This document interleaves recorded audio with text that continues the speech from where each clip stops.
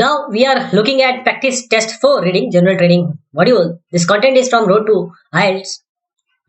So we know how this question paper is organized. So let us just get down to the business and start the section 1, question 1 to 14. So first one is 1 to 7. Neighborhood support. Neighborhood support. Neighborhood support aims for a safer, more caring community by encouraging neighbors to talk to each other and by educating and empowering people to take responsibility for their own safety. Responsibility for their own safety. Sharing information can reduce the risk and fear of crime. A local group is formed to provide a means for residents to meet and develop a supportive and secure environment for everyone, particularly the young, elderly, and disadvantaged. The group tries to prevent the occurrences of crime in the neighborhood by erecting signs to inform likely criminals that neighbors in the neighborhood watch over one another's properties. Enhancing the safety features and appearance of the neighborhood can be an effective way to minimize burglaries and car crime in the local area. Neighborhood support provides a common voice for dealing with local issues such as graffiti, traffic problems, play areas, and street lighting issues. Of course, not everyone in the street will want to join. Only those who want protection and support are included. Groups vary in size from 3 to 10 homes within sight of one another. There is no cost involved, and the area coordinator keeps everyone up to date with what is happening in the community. Information kits are provided to help set up each group. Usually, one member is nominated to be the group contact, but this role can be shared. Neighborhood support can also help people to deal with and survive a civil emergency such as earthquake or a flood by being prepared as a group. So now we have to complete the summary. Questions are from 1 to 7. So neighborhood support, one more thing, no more than 2 words. So you can only use 2 words, not more than that. Neighborhood support fosters communication among neighbors, giving them confidence to take charge of their own safety and lessening their anxiety about crime. Small groups of residents work together to make their streets safer, especially for women, the disadvantaged people, old people, and old people. Usually, signs are put up, and the safety aspect of the neighborhood are improved. Neighborhood support presents a unified voice when it comes to managing local problems. Membership of a group is free and voluntary, and members are kept informed by the area coordinator, area coordinator. However, one member is appointed as the group contact person, GC. An organized group of neighborhood support residents are also better able to cope with various types of civil emergency like earthquake and flood. So, civil emergency, CE. So, from 18 to 14, let us read this text. School disciplinary procedures. 3 types of behavior can result in the suspension of school from the school. So, we are talking about suspension. Often it may be a combination of 2 or even all 3. Gross means misconduct that is damaging or dangerous, a very serious one-off incident. Gross misconduct. A pattern of disobedience that is harmful or dangerous, example to other students. There is likelihood of someone being seriously hurt if the offending student is not removed. The likelihood of someone being seriously hurt. So when a student has misbehaved, the disciplinary process gets underway with an investigation by the principal of what actually happened. Suspension does not inevitably follow, even if the school rules have been violated. Depends on whether any of the points mentioned above can be proven. These points. The outcome of the inquiry could be that the student stays at school, but with some form of punishment such as cleaning of grounds or detention. However, students cannot be detained outside school hours without parental consent. So, for serious misdemeanors, there are several options. The first is a stand down, removal from school from a fixed period of not more than 5 days per school term or 10 days per year. The parents have to be notified and given the reasons in writing. The second option is suspension. The principal decides to suspend the student from the school until the board of governors meets to discuss the case. The parents must be kept fully informed and will be given all the information that the board will consider. Generally, the board will meet within 10 days and the parents have to have the right to be at the meeting or with or without support person and to be heard by the board before a decision is made. So if the board decides to exclude a student who is under 16, the principal must try to arrange for enrollment in another school. Expulsion is the harshest punishment, but it can only apply to students aged 16 or over. In such cases, there is no obligation on the principal to find another school. It should be noted that the school discipline is not confined to misbehavior. in the school itself, but can extend to school trips, school buses, even downtown if the student is in school uniform. Now let us answer or identify from 8 to 14 whether this is true, false, or not, all these statements. So let us start with the 8th one. A student cannot be suspended unless the bad behavior is continual. 8. This is false. A student can be suspended even if no one has actually been harmed yet. 9. This is true. Breaking school rule is grounds for automatic suspension. 10. This is false. There is a proper procedure. After school detention is the punishment preferred by most parents. 11. This is not given. Nothing is talked about this. A stand down is for a minimum of 5 days each school term. 12 is false. Parents can speak at, this is actually suspension.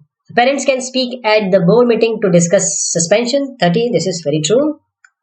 Schooling is compulsory for children until they turn 16. This is not given. This is actually not the agenda of this text or paragraph. Coming to section 2, read the text below and answer from a 15 to 20, preparing for an interview. Congratulations, you have made it to the interview stage. Now is your opportunity to show that you have the skills, experience, and personal attribute necessary for the job. So before the interview, do your research. Learn more about public profile of the organization and its products and services. You could do this through the internet, company brochures, and business publications. Talk to anyone you know who has worked for the organization. Talk to anyone who has worked for the organization. It is advantageous to visit the workplace too. Arrange to do this openly by making an appointment. It shows you are eager even if the visit is not feasible. When you visit, make sure you have prepared appropriate questions. And are well groomed and well dressed. You should aim to discover more about the size of the company, their products and key markets. You should get a good idea of the dress code and what level of formality is required with regard to workplace communication, and also how members of the staff address one another. Above all, ascertain where the interview will take place. Predict what the interviewer might ask and prepare possible answers by reviewing the application form, the information package if one was applied, and job description. Boost your self-assurance by practicing mock interviews with a friend or a family member. Have your physical evidence organized and ready to show the employer. He or she will want to cite original documents, diploma and certificates with official translations, work or residence visa if applicable. Finally, prepare a neat and tidy outfit and decide how you will get to the interview on the day. It is a good idea to make a contingency plan for unforeseen events. In any case, allow for extra time so that you are not rushed. Avoid becoming flustered at the actual interview by anticipating all sorts of eventualities. For example, you may be asked to take a test of some kind. A skills or aptitude test, for instance. You may be asked to solve a hypothetical problem and take part in a group activity or confront a whole panel of interviewers instead of just one. Good luck. So 15 to 20, complete the notes below. No more than 3 words are allowed. So this was a brief idea about interview, how to prepare for an interview. So before the interview, research. Find out more about the company using the internet, reading published material, or talking to people. Set up dash to see the workplace, an appointment AA to see the workplace. Present yourself well. When you visit, ask relevant questions. Notice what employees wear. And the 17 is level of formality. The use when speaking at work. Find out location of interview. Prepare for the interview. How will you answer questions? Arrange mock interview to gain more confidence. Sort out this 19 will be physical evidence or original documents. So you can write physical evidence, PE, or you can also write original documents for the employer to inspect. So on the day, dress neatly, set for the interview with plenty of time to spare, and have a 20 will be contingency plan, that is any eventuality, contingency plan. CP, in case something unexpected happens. Stay calm, anticipate possible requests. Now for 21 to 27, let us read this work emails. Email is extensively used as a tool for communication at work. However, the number of emails office workers receive every day is overwhelming. Therefore, consider firstly whether the email you are about to write is necessary or even the best way to communicate.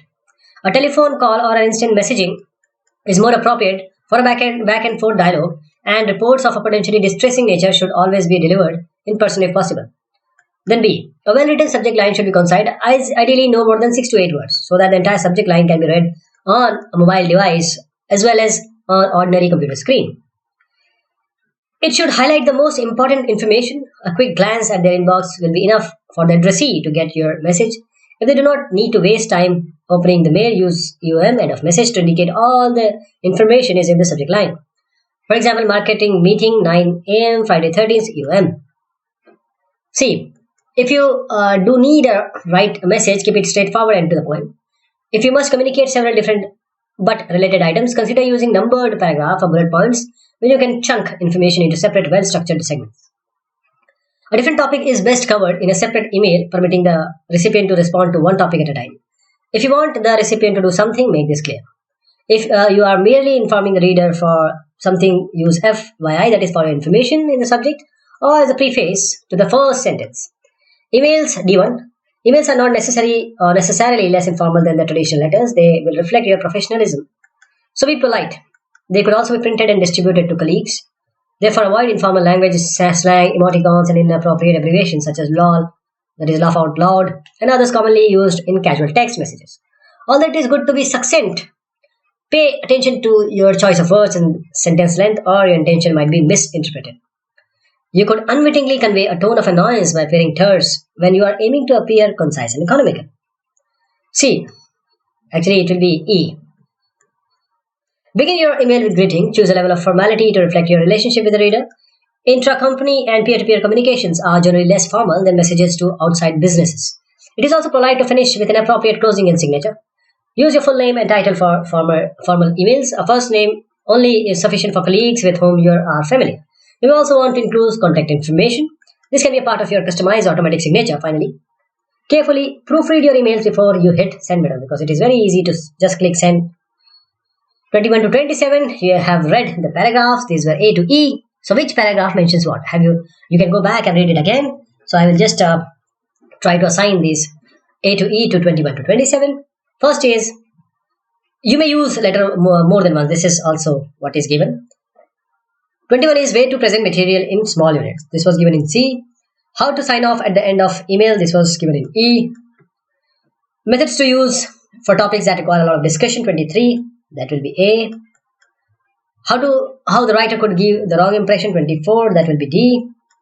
And 25th, an abbreviation that tells the recipient there is no need for action. 25. That will be C. A time-saving tip. 26. That will be B. And how to communicate bad news. That would be our A. 28 to 40. Read again the text. That is slide text. How to spot a liar. Native English speakers all have their own style of speech, influenced by factors such as where they live and their socio-economic status. Yet Pamela Meyer reveals in her book Lie Spotting that when people tell lies, their verbal and non-verbal behaviors are nearly universal. Liars reveal themselves through various verbal tactics. They will use statement structure to avoid answering questions or to deflect suspicion. A parrot statement repeating a question verbatim is used to stall for time in order to think up suitable response. If someone genuinely wants to clarify a question, she might choose to repeat a keyword or two, but rarely the entire question. Beware all the dodgeball statement. The suspect ignores the question just as and instant tosses one straight back at you. Then there is what Meyer calls the guilt strip statement, a device that puts the inquirer on the defensive. The liar feigns offense and hopes that you will forget the question while you defend yourself against this accusation of unfairness or prejudice. Another tactic for deception is the protest statement. This is when the suspect avoids a direct response to a question by listening his favorable assets and deeds so that you will think he is incapable of wrongdoing. The too little or too much statement is just that. The culprit will attempt to skirt the question by offering too little information or by being effusive, offering a wordly explanation but managing to avoid answering the question. A blustering statement contains a phrase that adds emphasis in an attempt to sound more credible and sincere. That is, to be honest, I have no idea how the item got damaged. Listen also for the qualifying phrase that people use to protect themselves from reproach or responsibility. As far as I recall, if a religious phrase is used to bluster a statement, for instance, honest to God, I didn't touch his purse or her purse, the speaker is most likely a hypocrite, because an honest person does not need to appeal to God or religion for support. Distancing statements are highly characteristic of deceptive speech. A deceiver will avoid using first person pronoun, that is I, me, myself. in order to literally keep himself completely out of the statement. We'll also avoid using first names and, where possible, use language that you know dispersonalize another person. For example, I don't know what that woman said. Euphemism, substituting a mild or vague term for a harsher one, is another means of distancing the speaker from the action. I did not pocket the money. Instead, I didn't steal the money. Verbal leaks are said to occur when the mental burden of sustaining a lie becomes too much. The liar may too much and make grammar mistakes and other errors. A slip of the tongue is an intentional mistake, often trivial, but occasionally revealing an unconscious thought or wish. That is a so-called Freudian slip. Consider, I would like to spank all teachers. Joy the wish. A non-contracted denial is another verbal leak. It is usually uttered slowly with emphasis on not, as in, I did not leave the door open.